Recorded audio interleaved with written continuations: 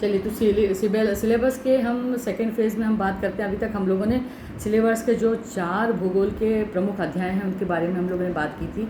उसमें क्या क्या हमको पढ़ना आवश्यक है उसके बारे में भी हमारी चर्चा हो चुकी है पिछले अध्याय में। तो आपको वो सिलेबस आराम से पढ़ना है और उसकी तैयारी करनी है, उसका टाइम टेबल तैयार करना है और वीक वाइज आपको उसको 3 भागों में बांटना है। कैसे भाग में बांटेंगे आप? सबसे पहले तो उसका सिलेबस तैयार करके, उसके नोट्स तैयार करके, उसको जो है वो ये कर लीजिए, अपना क्या बोलते हैं, उसकी प्लानिंग कर लीजिए। 1 वीक में आपको पूरा याद करना है। सेकेंड वीक में एग्ज़ाम के पहले एक बार रिवीजन करना है और सेकेंड रिवीजन एक बार और एग्ज़ाम से पहले करना है। तो इस तरीके से आपको 3 चरणों में उसकी तैयारी करना है ज्योग्राफी की, ठीक है। इसके बाद में हम लोग आपसे बात करते हैं कि ये तो हमारे सिलेबस के हम लोगों ने जो 4 महत्वपूर्ण चैप्टर हैं उनके बारे में बात की। अब यूपीएससी परीक्षा के लिए भूगोल की तैयारी आप कैसे कर सकते हैं? तो एनसीईआरटी से आपको शुरुआत करनी है। एनसीईआरटी में कक्षा 6 से लेकर के 12 तक की जो एनसीईआरटी की भौतिक, भारतीय और मानव भूगोल की जो मूल बातें हैं वो एनसीईआरटी कवर करती है। 6th क्लास से लेकर के 12th क्लास तक की जो बुक्स हैं वो आप लेकर के पढ़ सकते हैं, या मैंने ऑलरेडी इसके ऊपर वीडियो बनाए हुए हैं जिसे आप पढ़ सकते हैं या सुन सकते हैं जिसे, है ना। इसके अलावा मानचित्र, है ना, चित्र, महत्वपूर्ण शब्दावलियों पर फोकस कीजिएगा। महत्वपूर्ण अवधारणाएं यानी इम्पॉर्टेंट जो कॉन्सेप्ट हैं उनका बार बार रिवीजन कीजिए।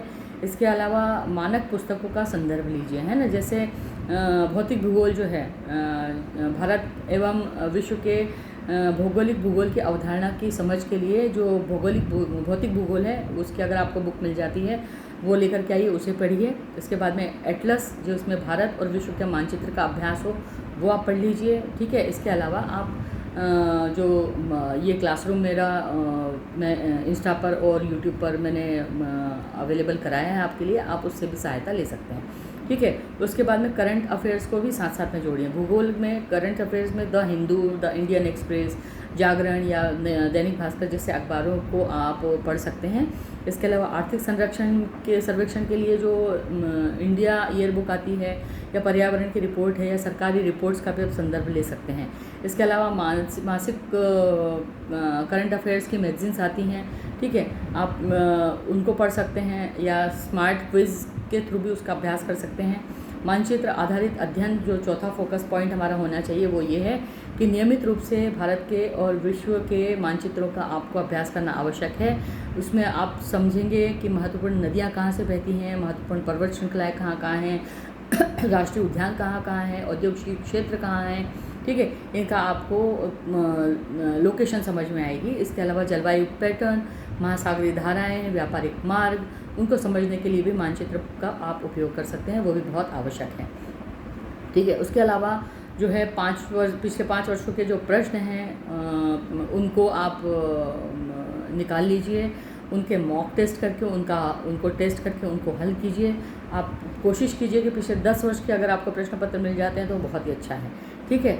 सेक्शनल टेस्ट जो है वो टॉपिक वाइज उनका अभ्यास कीजिए, ठीक है। फुल लेंथ टेस्ट देने का अभ्यास कीजिए ताकि आपको जो टाइम का प्रबंधन है वो आप कर सकें ठीक से, कि एक्यूरेसी में आपके सुधार होगा कि भाई मुझे ये इतना टाइम मुझे एग्ज़ाम में मिलता है और मुझे इसी टाइम बाउंडेशन के अंदर मुझे ये सारे प्रश्न हल करने की तैयारी करनी पड़ेगी। तो आपको जब आप बार बार प्रैक्टिस करेंगे तो आपको समझ में आएगा कि आपके कितने प्रश्न छूट रहे हैं और क्यों छूट रहे हैं। आपको ये भी मालूम पड़ेगा कि कौन कौन से प्रश्न आपके तैयार नहीं हैं या उन पर तैयारी करने की आवश्यकता है, या कौन सा प्रश्न में आप लैग कर रहे हैं, उससे आपको अंदाज़ा हो जाएगा, ठीक है। और एक अच्छी टेस्ट सीरीज़ जो है मैं भी आपको बीच बीच में दिया करूँगी, जिसकी आप तैयारी अगर करेंगे तो बहुत अच्छा आपको उसका परिणाम मिलेगा, ठीक है। इसके अलावा स्मार्ट रिवीजन आप कीजिए, महत्वपूर्ण टॉपिक्स के लिए शॉर्ट नोट्स बनाइए, माइंड मैप बनाइए, मानचित्र, स्थल आकृतियों का नियमित रूप से रिवीजन कीजिए। रिवीजन में नियम का पालन कीजिए। पहला रिवीजन एक सप्ताह में होगा, फिर दूसरा रिवीजन जो है वो 1 महीने में, और फिर तीसरा जो रिवीजन होगा वो परीक्षा के पहले आपको करना आवश्यक है, ठीक है। मुख्य प्रमुख जो गलतियां हैं वो उनसे बचना है आपको। कौन कौन सी गलतियां हैं जो हम कर सकते हैं उसमें, है ना, तो वो भी आप समझिएगा, ठीक ठीक है। तो मैं आपको बता देती हूँ कि एनसीईआरटी को नज़रअंदाज करना एक बहुत बड़ी आपकी गलती साबित हो सकती है। अब कई अभ्यर्थी जो हैं सीधे मानक संदर्भ जो पुस्तकें होती हैं उससे अध्ययन शुरू कर देते हैं, जिससे आपकी जो डेप्थ है वो आपकी जो समझ है वो आपको स्पष्टता लाने में उसमें कठिनाई होती है और आपको बातें अधूरी समझ में आती हैं या पूरी तरह से समझ में नहीं आती हैं। इसलिए आपको एनसीईआरटी का उपयोग करना चाहिए, ठीक है। इसके अलावा मानचित्र का अभ्यास न करना, आप मानचित्र भी बहुत ज़रूरी है। भूगोल में कई प्रश्न ऐसे सीधे स्थलों के, नदियों के, जलवायु क्षेत्रों से आधारित आते हैं जो अगर आप मानचित्र का उसमें आप अध्ययन नहीं करेंगे, नहीं समझेंगे तो आप उन प्रश्नों के उत्तर ठीक से नहीं दे पाएंगे। तो आपको उनका भी अध्ययन करना ज़रूरी है।